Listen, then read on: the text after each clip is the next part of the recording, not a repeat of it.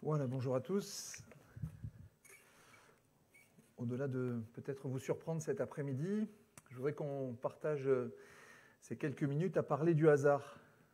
Surprenant, non? De se dire qu'on est dans un endroit où on parle de Dieu et on va s'attarder quelque peu sur le hasard. C'est un petit peu fort, peut-être, ça résonne un poil. En fait, c'est vrai que quand on vit avec Dieu ancré en nous, finalement, il n'y a pas de place pour le hasard. Il y a juste ce que nous donne la définition du dictionnaire pour le terme du hasard, c'est juste des concours de circonstances inattendues et inexplicables. Mais nous, on sait qu'on a celui qui les explique, celui qui organise, celui qui est au contrôle. Dieu est au contrôle de nos vies. Mais c'est vrai que pour celles et celui qui ne connaît pas Dieu, c'est différent. On va lire en introduction ce verset dans 1 Samuel 6, verset 9. Alors pour ne pas être trop long cet après-midi, simplement 2h30, j'ai souhaité ne pas vous montrer la totalité de ce passage. Je vous en présente juste le contexte du coup. On est là à un moment où le peuple d'Israël, dans une de ses nombreuses batailles contre les Philistins, s'est trouvé être vaincu. Et au moment de la victoire des Philistins, les Philistins ont amené l'arche de l'Éternel et l'ont pris avec eux dans leur camp. L'arche de l'Éternel, c'est finalement la manifestation, la représentation de la présence de Dieu. Et forcément, pour le peuple d'Israël, ne plus avoir l'arche au sein de leur environnement, c'était quelque chose de particulier. Mais les Philistins, eux, ça aurait dû leur apporter quelque chose de positif. Il n'en a rien été, parce que les Philistins avaient d'autres dieux, ils avaient des Baals, des Astartés, d'autres divinités. Et finalement, le fait d'avoir eu l'arche dans leur camp n'a rien amené d'autre que des tribulations, des difficultés, des maladies, des épidémies. Et finalement, on tombe là au moment où ils décident, sur les conseils de leurs devins de l'époque, de faire partir l'arche et justement de voir dans quelle direction va aller l'arche. Et il est question comme ça dans la Bible, on le verra cet après-midi, dans 4 ou 5 passages, justement où ce terme hasard est employé. Et c'est de cela qu'on va parler cet après-midi. Le premier nous dit ceci: suivez-la du regard, donc c'est des Philistins qui parlent aux autres. Si elle monte par le chemin de sa frontière vers Beth-Shemesh, c'est l'Éternel qui nous a fait ce grand mal. Il est question donc de ces fameuses tribulations, ces maladies qui ont jalonné les jours précédents dans le peuple des Philistins. Sinon, nous saurons que ce n'est pas sa main qui nous a frappés, mais que cela nous est arrivé par hasard. Je me dis finalement que pour les hommes de l'époque, on le voit, il y a 2 solutions. Il n'y en a pas 36 de solutions.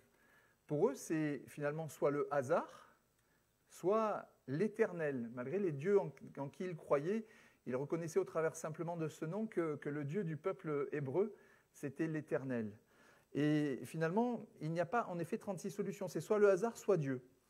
Et je me dis que finalement, pour celui qui ne connaît pas Dieu, celui qui n'a pas reçu Dieu dans son cœur, celui qui n'a pas fait la paix avec Dieu, celui qui n'a pas été plus loin dans sa vie avec Dieu, eh bien que cet après-midi, ce soit peut-être simplement un temps dans lequel tu puisses te poser ces questions et te dire que est-ce que c'est le hasard qui fait que je suis là, ou est-ce que c'est Dieu qui fait que je suis là? Pour la plupart, vous le savez, moi je travaille dans les yeux, je suis opticien, et j'ai souvent des personnes qui, notamment par rapport à tout ce qui est problématique de dégénérescence sur la rétine, qui me disent « on espère que la science va avancer et va nous permettre à un moment donné de reconstituer artificiellement la rétine pour que je puisse mieux y voir ». Je leur dis souvent en souriant parce que je comprends la difficulté qu'ils rencontrent, mais quand on y réfléchit et quand on regarde précisément ce qui se passe, on a sur un petit millimètre carré au fond de notre œil 7 millions de cellules. Donc 7 millions de cellules au millimètre carré qui prennent un faisceau lumineux qui arrive et qui le transforment en information vis-à-vis de notre cerveau pour que le cerveau dise ben voilà, je vois un tel qui est habillé en bleu, en noir, je vois une distance, je vois une couleur et ainsi de suite. Et en fait, je me dis finalement, quand on voit que sur 1 millimètre carré, on a 7 millions de cellules avec des spécificités pour chacune d'entre elles, je donne bien du plaisir et bien du courage à tous les chercheurs, et tant mieux s'ils avancent, mais pour trouver à un moment donné de quoi créer quelque chose d'artificiel qui compenserait tout cela. Et je me dis finalement cet après-midi, si tu doutes, cet après-midi, si le hasard est ce qui essaye de donner un sens à ta vie, et si tu te retrouves au travers du hasard, est-ce qu'il n'est pas à un moment donné plus simple de reconnaître qu'il y a eu une création à un moment donné, qu'il y a eu quelque chose de très différent qui permet d'aller dans autant de complexité et autant de qualité, parce que nous avons été faits à l'image de Dieu, et ne serait-ce que ces 5 sens que nous avons, c'est quelque chose d'extraordinaire. Comment penser que c'est le hasard qui aurait pu engendrer la vie? Comment penser que finalement c'est l'explosion à un moment donné d'un atome avec un autre atome qui a rencontré ceci, cela et qui a fait une merveilleuse explosion dont il serait né ne serait-ce que ce petit millimètre de notre œil, et on en a d'autres de millimètres dans notre corps tout entier. Comment imaginer que simplement une explosion d'atomes ait pu à un moment donné engendrer autant de précision, ait pu engendrer autant de vie? Quand je regarde les années passées, les décennies qui nous ont précédés, les chocs d'atomes, finalement, ils n'ont jamais engendré la vie. Quand on pense aux bombes atomiques qui ont été lâchées pendant la Seconde Guerre mondiale, ça n'a pas engendré la vie, bien loin de là, ça a engendré la mort. Et je crois que notre Dieu, c'est ce Dieu qui crée, c'est ce Dieu qui crée la vie, qui donne la vie. Ce n'est pas le Dieu qui engendre la mort tel que le choc atomique peut l'engendrer.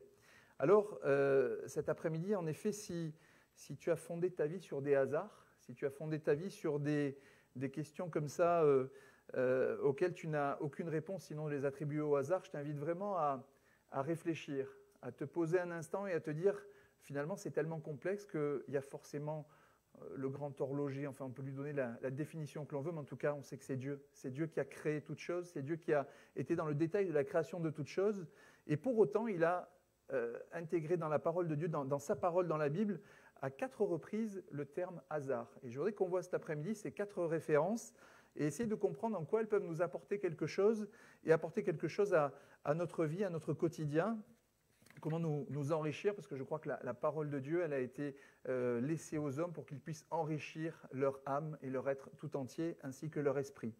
Alors la première de ces références, on la trouve dans le premier livre des Rois, au chapitre 22, le verset 34. Il est là question à nouveau d'un champ de bataille, il y en avait pas mal dans l'Ancien Testament, et on est là au moment où le roi Saül va connaître la mort. Il est écrit « Alors un homme tira de son arc au hasard et frappa le roi d'Israël au défaut de la cuirasse.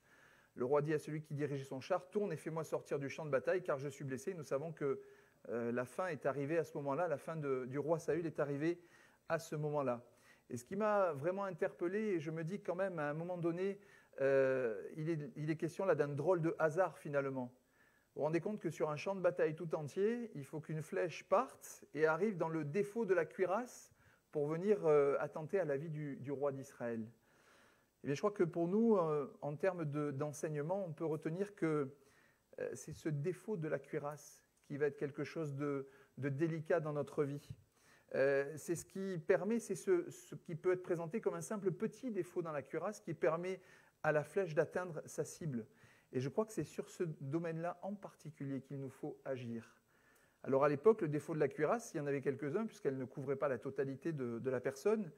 Mais si on le transpose à aujourd'hui, je crois que les origines de ce défaut de la cuirasse, le défaut dans notre cuirasse, elles sont à peu près les mêmes.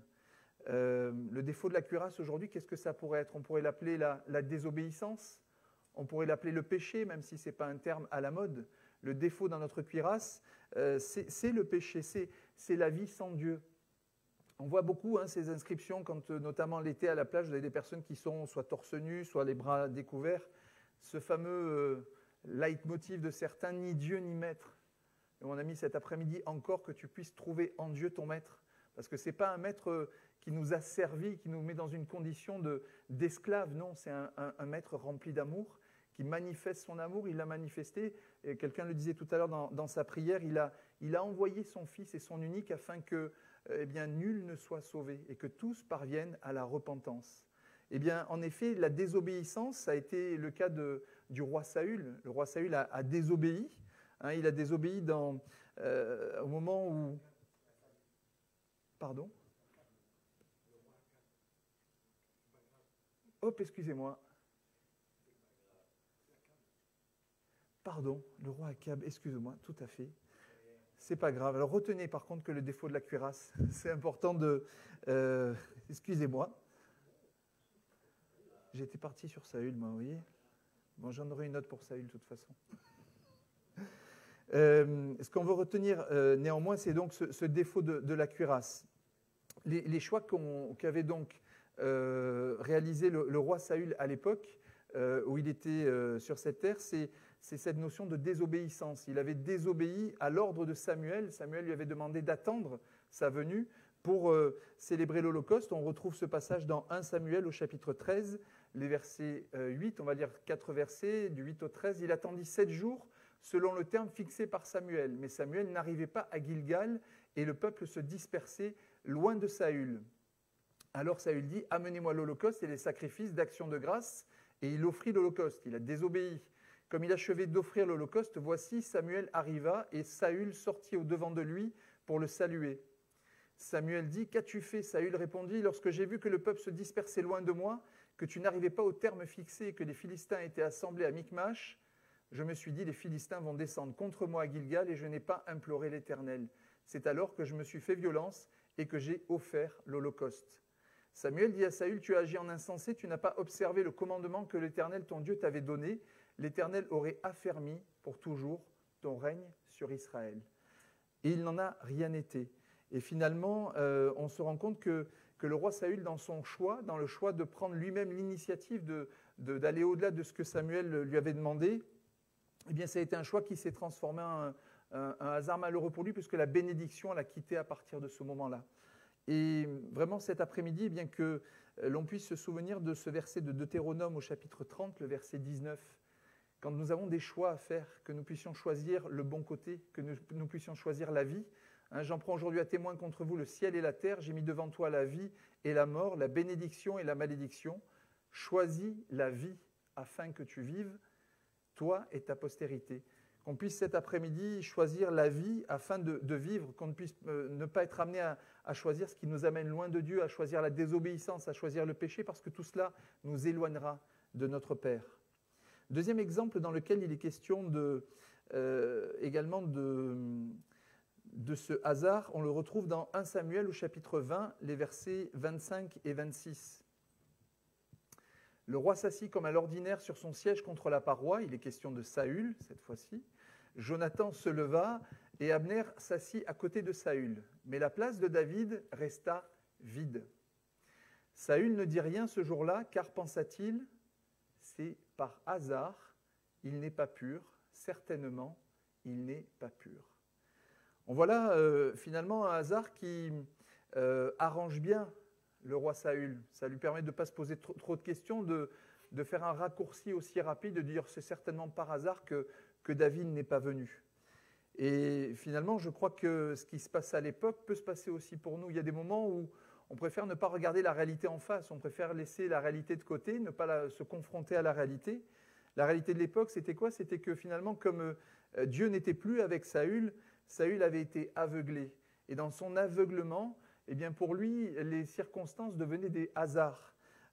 Son orgueil, finalement, l'a même entraîné dans une colère à menacer son fils, à menacer Jonathan, dans les versets qui suivent, notamment les versets 30 à 34. Et il nous a dit, la colère de Saül s'enflamma contre Jonathan, et il lui dit, « Fils pervers et rebelle, ne sais-je pas que tu as pour ami le fils d'Isaïe, il est question de David, à ta honte et à la honte de ta mère. Car aussi longtemps que le fils d'Isaïe sera vivant sur la terre, il n'y aura point de sécurité, ni pour toi, ni pour ta royauté. Et maintenant, envoie-le chercher, et qu'on me l'amène, car il est digne de mort. » Jonathan répondit à Saül son père, et lui dit, « Pourquoi le ferait-on mourir ? Qu'a-t-il fait ?» Et là, Saül, aveuglé, dirigea sa lance contre lui pour le frapper. Jonathan comprit que c'était chose résolue chez son père que de faire mourir David. Quand on vit les conséquences de notre désobéissance, quand on vit les conséquences de notre péché, qu'on ne revient pas à Dieu, eh bien on va se retrouver comme Saül finalement, avec notre orgueil qui prend le dessus, avec des décisions qui vont à l'encontre de ce qui est agréé par l'Éternel, ce qui est agréable à Dieu. Et on le voit, il est aveuglé par son orgueil et il en veut à David. Et il va même jusqu'à menacer son propre fils, à menacer Jonathan. David, à l'opposé, lui, il est toujours en Dieu. Et dans les versets qui sont entre le chapitre, notamment au chapitre 20 au chapitre 21, on voit un David qui a du discernement, qui a de la sagesse et qui sait qu'il vaut mieux rester en retrait plutôt que de venir se confronter au roi Saül. En l'occurrence, on se rend compte que David, il a du discernement. David, il est proche de Dieu et Dieu lui donne du discernement. Pour David, il n'y a pas de hasard. Pour David, c'est Dieu qui le conduit. Et Dieu lui amène du discernement. Et je crois que dans nos vies, si on peut en retirer quelque chose de cette expérience-là, de ce texte-là, c'est d'être vraiment vigilant afin que finalement notre orgueil n'occupe pas le terrain qu'on pourrait laisser au hasard. Que ce ne soit pas l'orgueil qui nous saisisse à un moment donné pour devenir éventuellement menaçant, mais que nous soyons suffisamment au contact de Dieu pour que ce soit le plan de Dieu qui s'accomplisse dans nos vies et qui s'accomplisse également dans nos réactions. Qu'on ait vraiment ce discernement et cette sagesse qui vient de Dieu. Pour Saül, on peut se dire quand même, on lui avait demandé d'attendre 7 jours, on arrivait un peu au terme, il a été peut-être impatient, et peut-être que des fois dans nos vies, on est aussi impatient. Ça nous arrive souvent, on est fait comme ça, le monde d'aujourd'hui est fait comme ça, il faut que ça aille vite, il faut que ça aille de plus en plus vite, et on n'a jamais le temps d'attendre finalement. Mais ce n'est pas parce qu'on est impatient qu'on doit prendre l'initiative et qu'on doit se laisser aveugler par notre orgueil pour faire n'importe quoi. Souvenons-nous que dans Habakkuk, il est précisé ceci au chapitre 2, au verset 3, « C'est une prophétie dont le temps est déjà fixé, elle marche vers son terme et elle ne mentira pas, si elle tarde, attends-la, car elle s'accomplira certainement. » La promesse de Dieu pour nos vies, elle s'accomplira certainement. Notre temps n'est pas le temps de Dieu, et ce n'est pas à nous de prendre des initiatives, parce que ces initiatives ne vont pas nous amener dans le plan de Dieu, mais bien souvent vont nous en écarter, bien régulièrement vont nous en écarter. Qu'on puisse retenir que, en effet, nous ne nous laissions pas prendre par notre orgueil, par ce qui nous éloigne de Dieu, que nous soyons en capacité de revenir à Dieu, de tenir bon avec Dieu et de lui obéir et d'attendre la promesse, parce que certainement elle s'accomplira pour nos vies. Le troisième exemple dans la Bible où il est question du hasard, c'est en Luc au chapitre 10, les versets 30 à 33. Vous savez, c'est ce fameux récit du bon samaritain. Le chapitre 10, le verset 30 nous dit « Jésus reprit la parole et dit, un homme descendait de Jérusalem à Jéricho, il tomba au milieu des brigands qui le dépouillèrent, le chargèrent de coups et s'en allèrent, le laissant à demi-mort. Un sacrificateur qui par hasard descendait par le même chemin, ayant vu cet homme, passa outre. Un lévite qui arriva aussi dans ce lieu l'ayant vu, passa outre. Mais un samaritain qui voyageait, étant venu là, fut ému de compassion lorsqu'il le vit. » Si on peut remettre le verset 31, un sacrificateur qui par hasard descendait par le même chemin, a vu cet homme et est passé outre. Je me disais finalement, est-ce que nous honorons toujours nos rencontres? Est-ce que nous sommes toujours sensibles à ce que le Saint-Esprit va mettre sur notre chemin, à la personne que le Saint-Esprit va mettre sur notre chemin? Parce que qui dit un sacrificateur dit a priori quelqu'un qui connaît Dieu, quelqu'un qui connaît les choses de Dieu, quelqu'un qui est engagé avec Dieu, voire quelqu'un qui va même plus loin dans sa démarche avec Dieu, qui doit être un modèle, un exemple. Et quand on se rend compte que par hasard il descendait par le même chemin, il a vu cet homme et il est passé outre, ben on se rend compte en effet que ce qui est donné au hasard nous fait passer outre certaines des situations que Dieu présente face à nous. Quel triste exemple que de voir aussi bien le sacrificateur que le lévite, homme de Dieu par excellence, qui est arrivé également et qui, ayant vu cet homme, a passé outre. Et quelle leçon pour nous que de se rendre compte que c'est le Samaritain, c'est le tout un chacun qui s'est arrêté et qui a pris pitié de cet homme et qui lui est venu en aide. Finalement, le hasard, c'est l'opposé de la vie de l'esprit. Le hasard, c'est l'opposé de la vie de l'esprit dans notre propre vie, dans notre propre esprit. Et je crois que là aussi, il nous faut être vigilant et être à l'écoute de l'Esprit de Dieu. Parce que quand l'Esprit de Dieu me met face à quelqu'un qui est dans une difficulté, je peux avoir deux attitudes, celle du sacrificateur ou du lévite, ou celle du samaritain.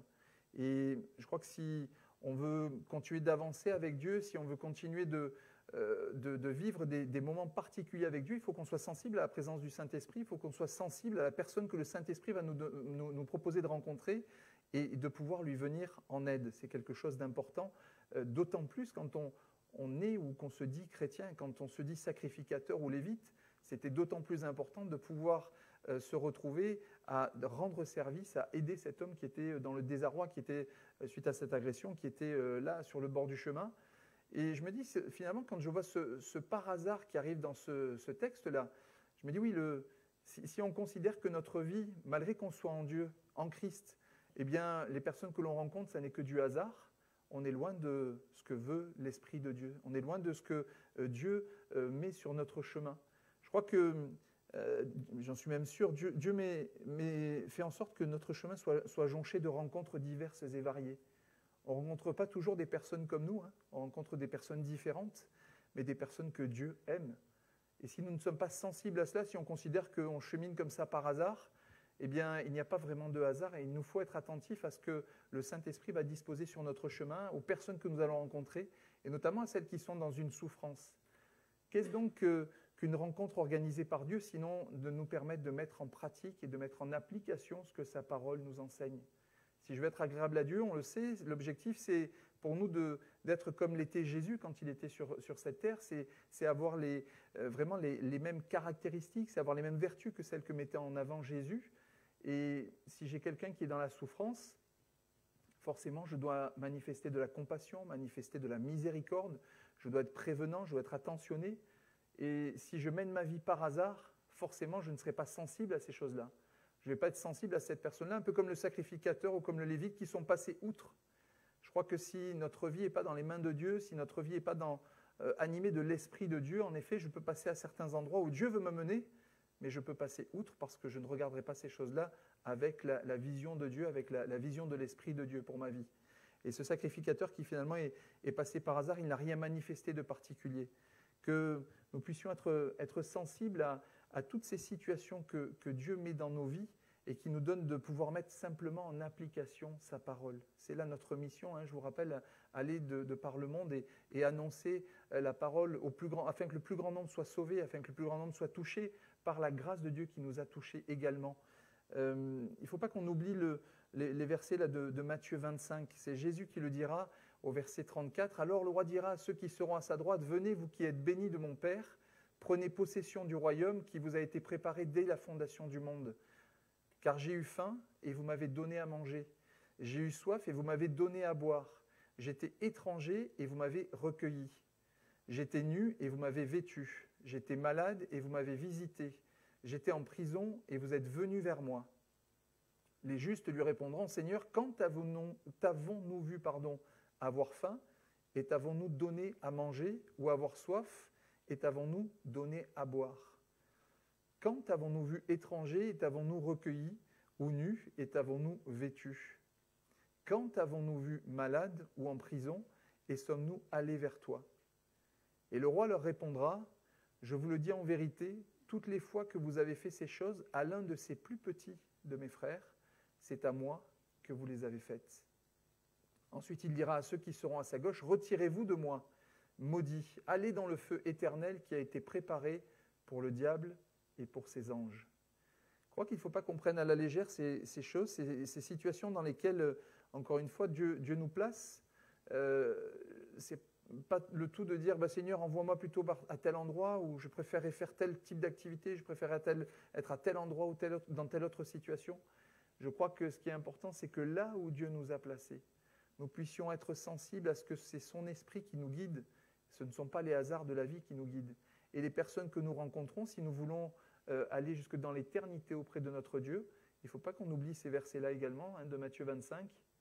Celui à qui j'aurais donné à boire, chaque fois que j'ai donné à boire à quelqu'un, chaque fois que j'ai aidé quelqu'un, bien Jésus sait que j'ai aidé quelqu'un.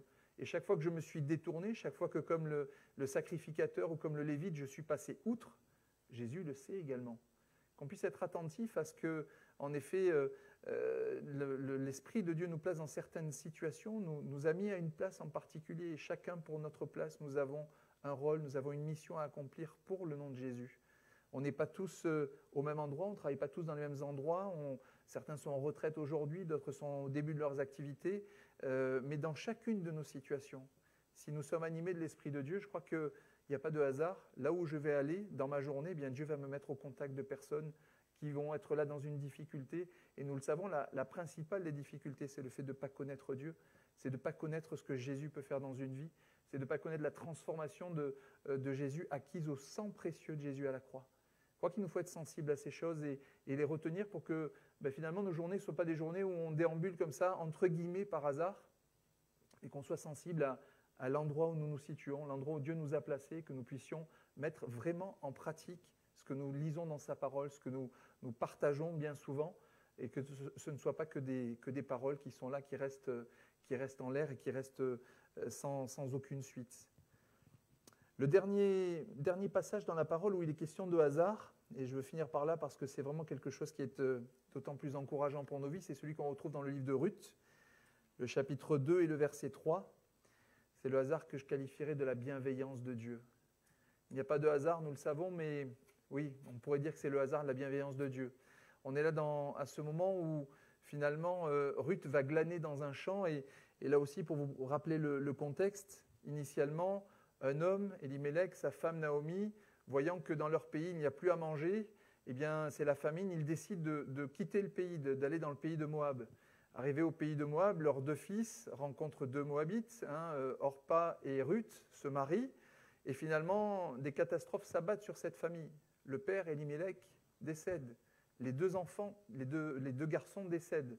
Et finalement, la belle-mère, Naomi, se retrouve avec Orpa et avec Ruth dans ce pays. Et elle apprend à ce moment-là que dans son ancien pays, eh bien, il y a à nouveau de quoi se nourrir.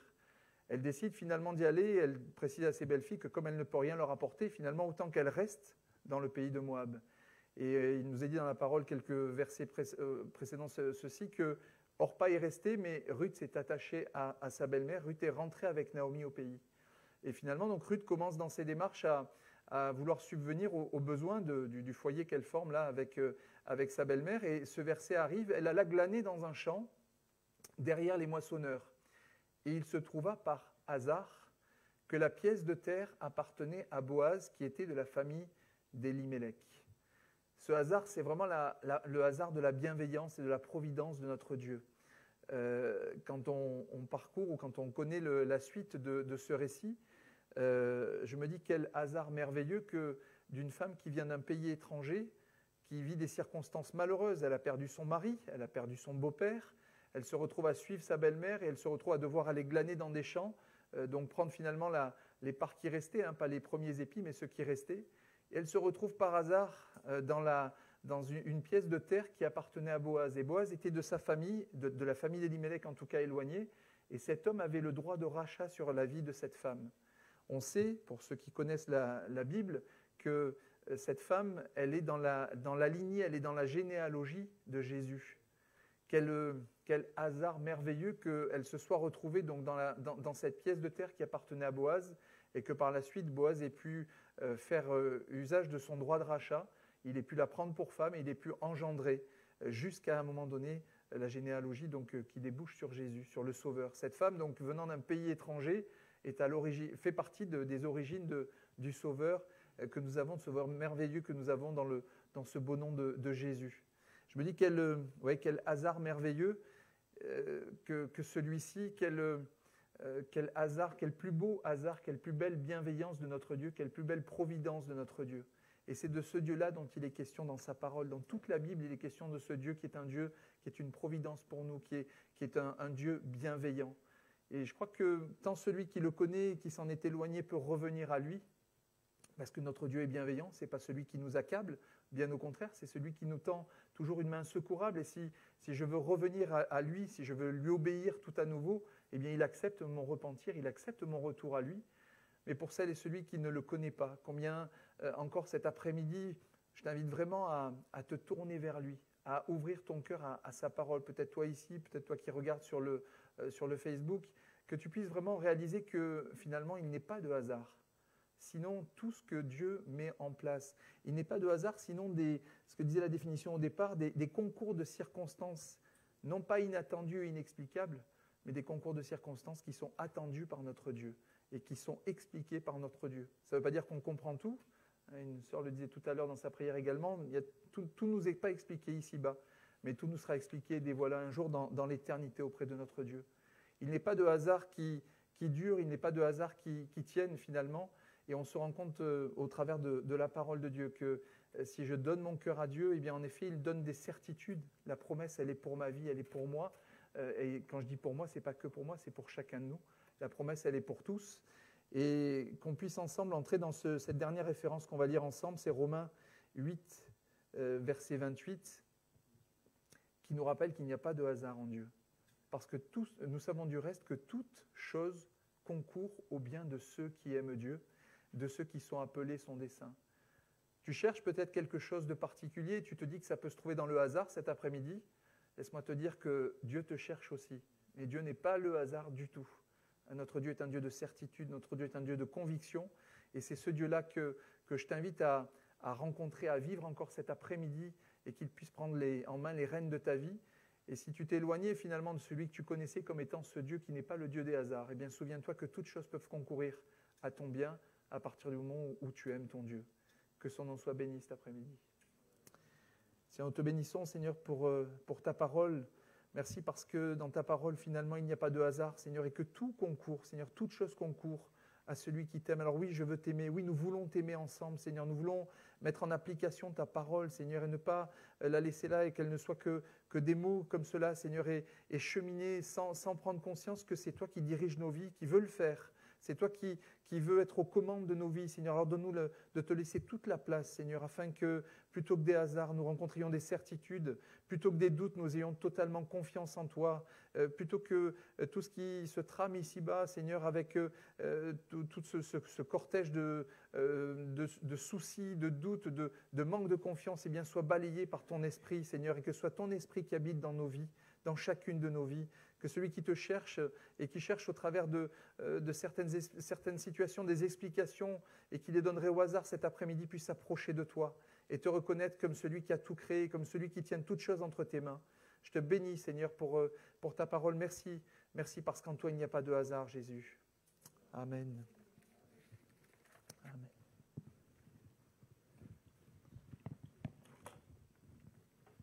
Amen. Voilà, en écoutant Patrick, je repensais à... Elle en avait parlé d'ailleurs il y a un vendredi soir là, à Rosetta qui nous disait l'autre fois que, vous savez que Rosetta, elle n'est pas dans une seule classe, elle tourne dans plusieurs classes. Et dernièrement, elle s'est retrouvée dans une classe avec une ATSEM, c'est-à-dire quelqu'un qui l'aide. Quand c'est tout petit, il y a toujours une personne qui l'aide. Et en parlant, ils se sont rendus compte qu'elle connaissait des gens en commun. Et finalement, en faisant un peu le cheminement, c'est une personne qui a connu l'Église il y a quelques années en arrière, qui a été baptisée dans cette Église et qui a lâché la main du Seigneur. Et donc, on s'est rendu compte qu'elle me disait, en fait, ce n'est pas le hasard, quoi. Voyez, Dieu a permis qu'elle puisse se retrouver au contact de quelqu'un qui a connu la grâce de Dieu, mais qui l'a lâché.